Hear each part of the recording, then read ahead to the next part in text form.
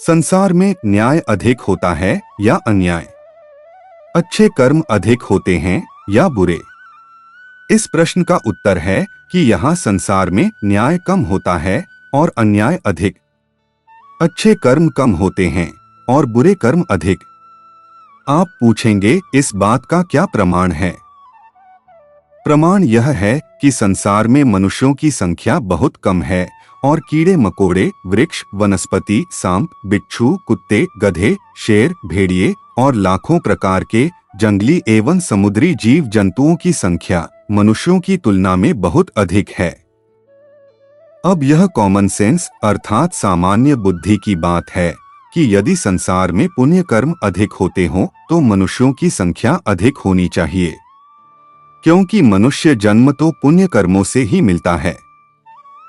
परंतु यहाँ संसार में कीड़े मकोड़े, पशु पक्षियों की संख्या मनुष्यों की तुलना में लाखों गुना अधिक है। इससे सिद्ध होता है कि संसार में पुण्य कम होता है और पाप अधिक होता है, न्याय कम होता है और अन्याय अधिक होता है। बल्कि सत्य तो यह है कि यहाँ संसार में एक भी मनुष्य के साथ पूरा न्याय नहीं होता।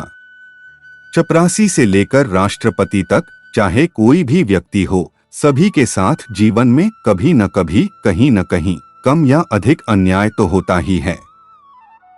यदि आप इस बात को 100 बार दोहराएं और अपने मन बुद्धि में बिठा लें कि यहाँ सभी के साथ जीवन में कभी न कभी, कहीं न कहीं कुछ न कुछ अन्याय तो होता ही है, तो आपके साथ भी जो अन्याय होता है उसको सहन करने की आपकी शक्ति बढ़ जाएगी।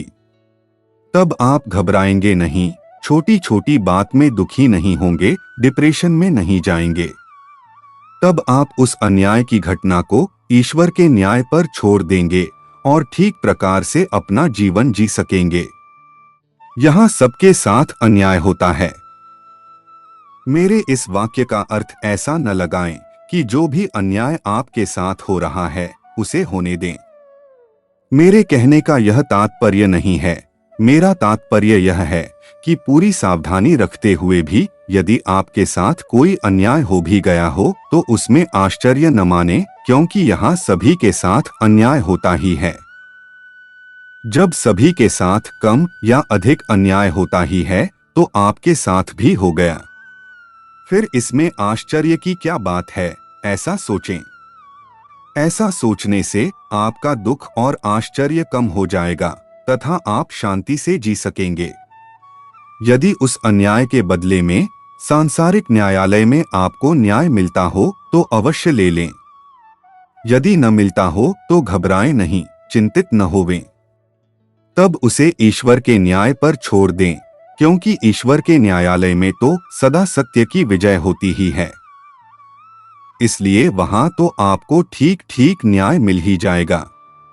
ऐसा सोचकर अपने जीवन को बिगाड़े नहीं, शांतिपूर्वक अपना शेष जीवन जिए। मेरे कहने का यह तात्पर्य है। और अन्यायकारी लोगों से सदा सावधान तो रहना ही है। उनसे अपनी सुरक्षा अवश्य करते रहें। बस यही विधि है संसार में कुछ ठीक ढंग से जीने की।